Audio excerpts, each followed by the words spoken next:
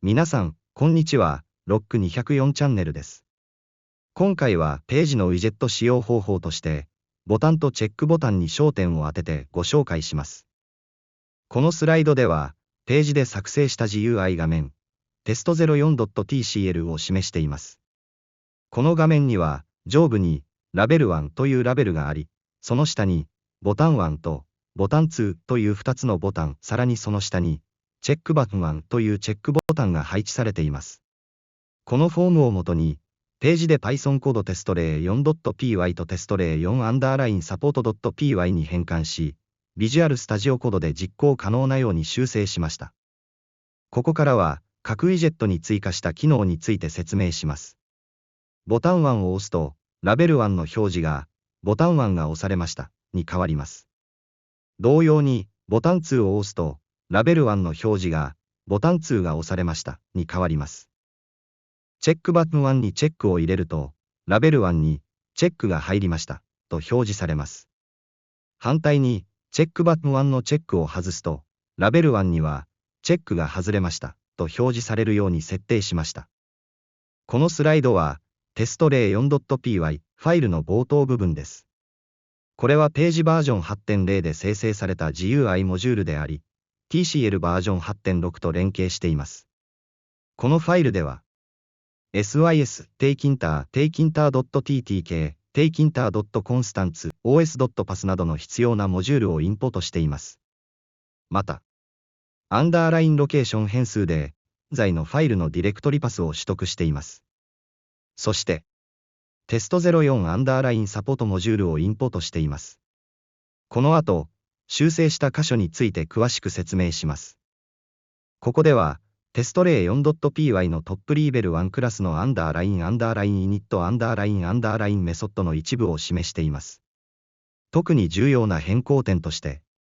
セルフチェ52 tk.intvar という行でトキンターの intvar オブジェクトを生成し、その次の行で、セルフチェ52トレースアンダーラインアットライト、テスト04アンダーラインサポート .get チェックバリューとしています。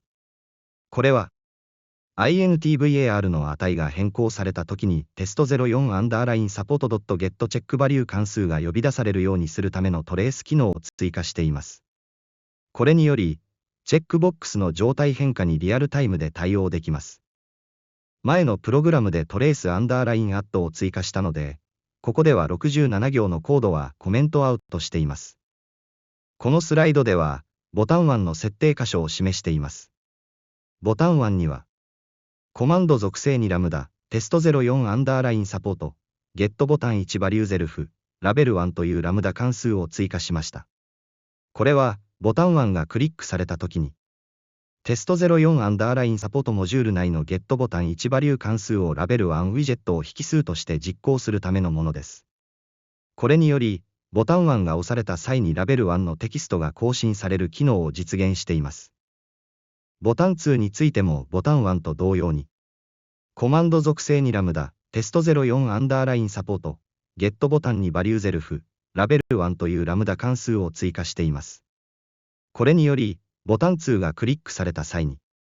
テスト04アンダーラインサポートモジュール内のゲットボタンにバリュー関数がラベル1ウィジェットを引数として実行され、ラベル1のテキストが更新されます。ここからは、テスト04アンダーラインサポート .py ファイルの冒頭部分です。このファイルもページバージョン 8.0 で生成されたサポートモジュールで、TCL バージョン 8.6 と連携しています。このファイルでは、sys takinter.ttk takinter.constants テスト04といった必要なモジュールをインポートしています。また、デバッグ出力を制御するためのアンダーラインデバッグ変数が true に設定されています。そして、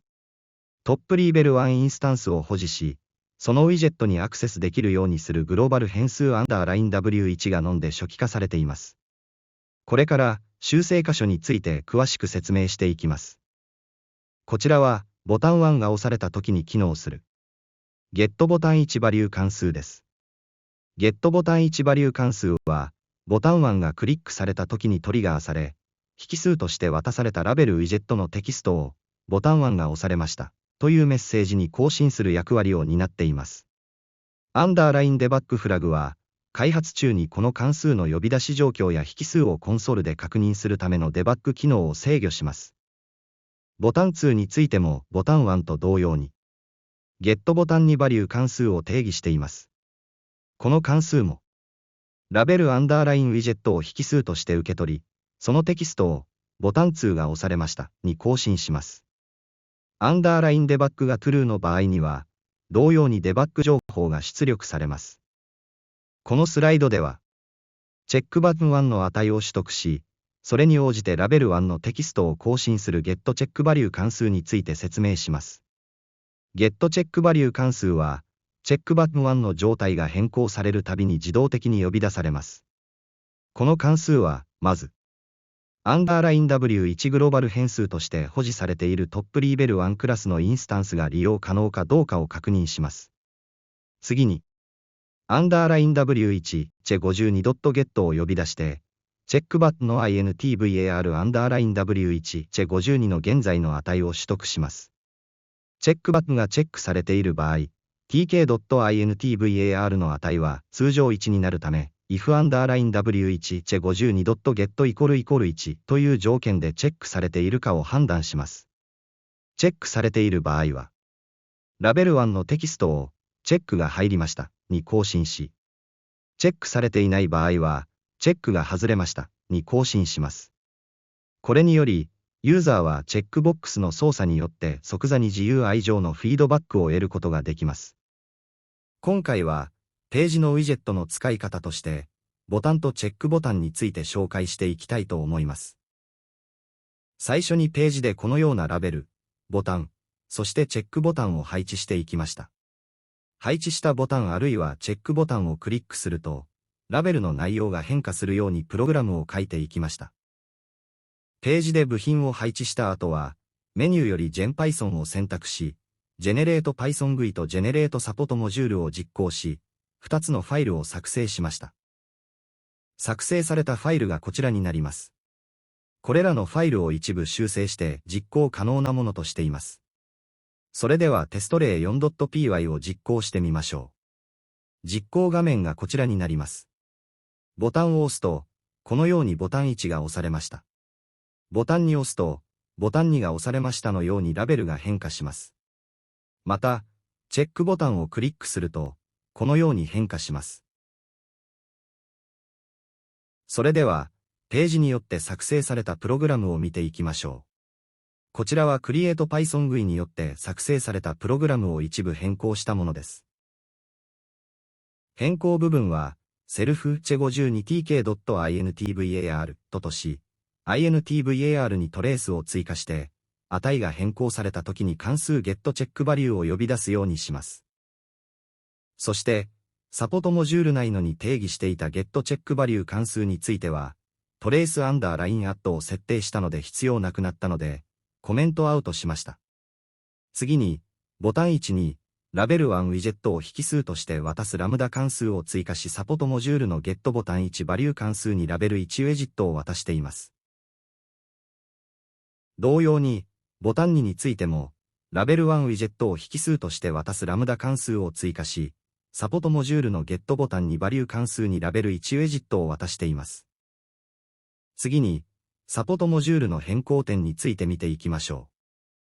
う。まずは、ボタン1に設定した get ボタン1バリュー関数を見ていきます。この関数の引数としてラベル1ウィジェットを参照しています。if 文はページにより生成されたディバッグのために用いるコードです。デバッグが true の場合だけ実行されます。追加したのがラベルアンダーラインウィジェット .config テキスト一重引用符ボタン1が押されました。一重引用符で。ボタン1が押されるとラベル1のテキストに、ボタン1が押されましたが設定されます。同様にボタン2の get ボタンにバリュー関数を置いても、ボタン1と同じ設定を行っています。次にチェックバトン1のコールバック関数 getCheckValue では、チェックボックスの状態に基づいてラベル1のテキストを更新します。